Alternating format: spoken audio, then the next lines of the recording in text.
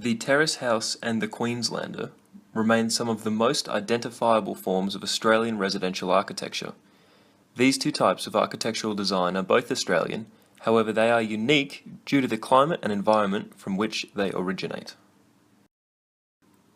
Terrace houses are most commonly found in Melbourne and Sydney's inner city suburbs. Their design is optimised for a smaller footprint and to use space efficiently. To further decrease the footprint, they are generally built in attached rows of housing, with only the front and rear of the house having openings. Melbourne's terrace houses are generally recognisable when compared to other forms due to their use of tall chimneys and decorative parapets used to hide the roof.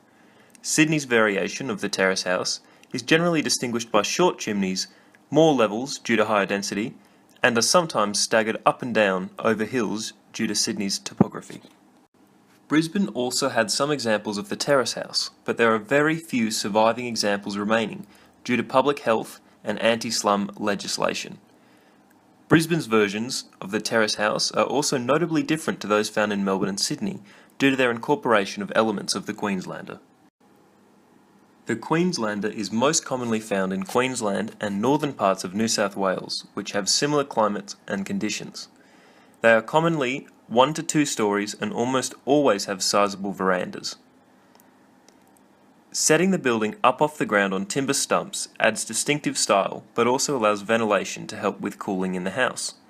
These stumps also prevent termites and allow the house to be built on terrain which would normally require levelling. Doors and windows are also usually aligned to increase airflow along with other passive cooling features.